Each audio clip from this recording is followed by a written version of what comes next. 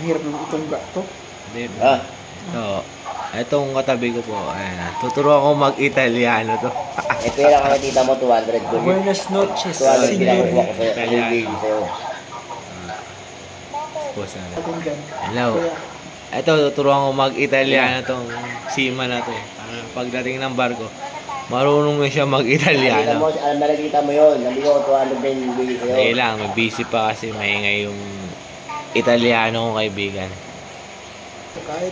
Kahit sabihin mo Ayan ito na. sila yung mga yaman. Turuan ko na to kasi yung Italiano ko nasa likod. Itong kaibigan ko Italiano. Ngayon, turuan ko siya ng mga European word, mga ba? Italiano. Ano lang sinabi ko sa'yo kanina? Hindi. Yung inuna ko tinuro sa'yo is tang buldit. Tang buldit? Hindi, buldit. Sabi ng buldit, masarap. Ano ba? Buldit is masarap. Delicioso. Oh, buldit. Hindi, sa European ng buldit is masarap. Masarap. Ayan. Okay, masarap. Yung manyaman is okay. Okay. Manyaman is Okay, okay. Okay yung manyaman, okay.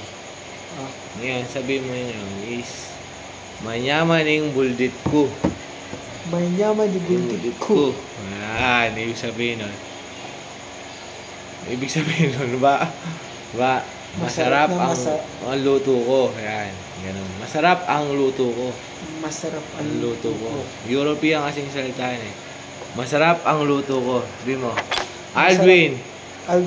Manyaman yung buldit ko. Manyaman di buldit ko. Alvin.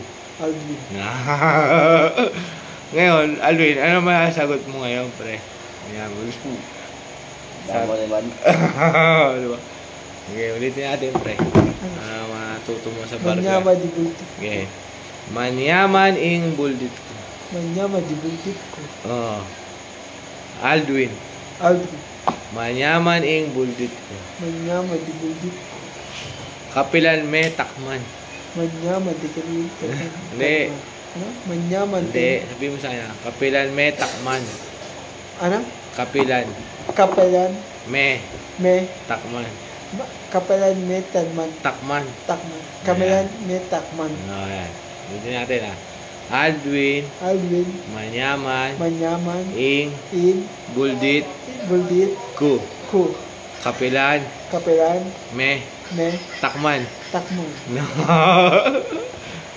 Alvin, kailan daw? Diba? Ibig sabihin, masarap.